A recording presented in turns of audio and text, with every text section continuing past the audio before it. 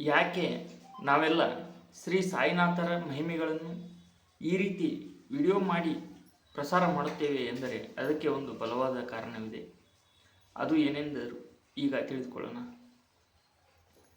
ಶ್ರೀ ದಾಸಗನು ಮಹಾರಾಜರು ಶ್ರೀ ಸಾಯಿನಾಥರ ಭಕ್ತಿಯನ್ನು ಹರಿಕಥೆಯ ಮೂಲಕ ಪ್ರಸಾರ ಮಾಡುತ್ತಿದ್ದರು. ಬಾಬಾರವರ ಲೀಲೆಗಳನ್ನು ಸುಶ್ರಾವ್ಯವಾಗಿ ಹಾಡಿ ಭಜಿಸುತ್ತಿದ್ದರು. ಅನೇಕ ಕಷ್ಟ ಕಾರ್ಪಣ್ಯಗಳಿಂದ ನೊಂದಂತಹ ಜನರು ಅವರ ಸಾಯಿನಾಥರ ಲೀಲೆಗಳನ್ನು ಅವರ ಬಾಯಿಂದ ಕೇಳಿ ಅವರು ಸಹ ಸಾಯಿನಾಥರ ಆರಾಧನೆಯನ್ನು ಮಾಡಿ ಬಾಬಾರವರ ದಿವ್ಯ ಕೃಪೆಯನ್ನು ಹೊಂದಿ ಜೀವನದಲ್ಲಿ ಉದ್ಧರಿಸಲ್ಪಟ್ಟರು.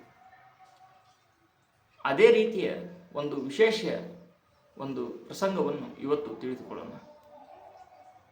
ಶ್ರೀ ದಾಸಗನು ಮಹಾರಾಜರು ಬಾಬಾರವರ ಮಹಿಮೆಯನ್ನು ಹಾಡಿ ಕೊಂಡಾಡುತ್ತಿರುವಾಗ ಚೋಳ್ಕರ್ ಅವರು ಅಲ್ಲಿ ಆಗಮಿಸುತ್ತಾರೆ.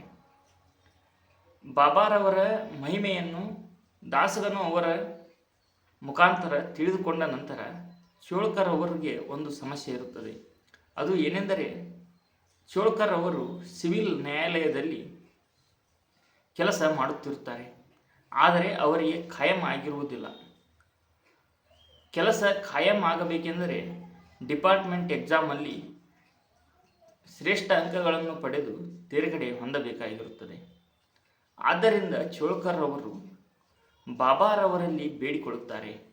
ಏನೆಂದು ಬೇಡಿಕೊಳ್ಳುತ್ತಾರೆ ಎಂದರೆ, ಬಾಬಾ, ನೀವು ಈ ನನ್ನ ಪರೀಕ್ಷೆಯಲ್ಲಿ ನಾನು ತೇರ್ಗಡೆ ಹೊಂದಿ ನನ್ನ ಕೆಲಸ ಖಾಯಂ ಆದರೆ ನಾನು ಶಿರಡಿಗೆ ಬಂದು ಕಲ್ಲ ಸಕ್ಕರೆಯನ್ನು ಹಂಚುತ್ತೇನೆ, ಆನಂತರ ನಿಮಗೆ ನಮಸ್ಕರಿಸುತ್ತೇನೆ ಎಂದು ಬಾಬಾರವರಲ್ಲಿ ಚೋಳ್ಕರ್ ಅವರು ಬೇಡಿಕೊಳ್ಳುತ್ತಾರೆ.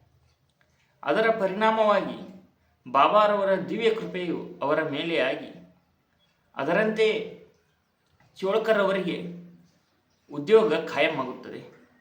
ಆನಂತರ ಅವರು ಶಿರಡಿಗೆ ಬಂದು ಕಲ್ಲು ಸಕ್ಕರೆಯನ್ನು ಸಾಯಿ ಭಕ್ತರಿಗೆಲ್ಲ ಹಂಚುತ್ತಾರೆ. ಈ ರೀತಿಯ ಸಾಯಿ ಮಹಿಮೆಗಳು ಜನಮಾನಸದ ಮೇಲೆ ಅತ್ಯಂತ ಶ್ರೇಷ್ಠ ಫಲಗಳನ್ನು ಬೀರುತ್ತವೆ. ಬಾಬಾರವರ ಮಹಿಮೆಗಳನ್ನು ನಾವು ಹೇಳುವ ಉದ್ದೇಶ ಇದೇ ಕಾರಣಕ್ಕೆ.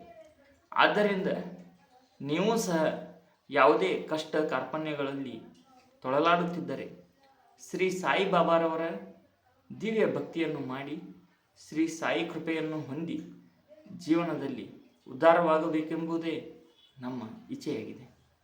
ಸರ್ವರಿಗೂ ಶುಭವಾಗಲಿ. ಶುಭವಂದನೆಗಳು. ಓಂ ಸಾಯಿರಾಮ್. ನಮಸ್ಕಾರ.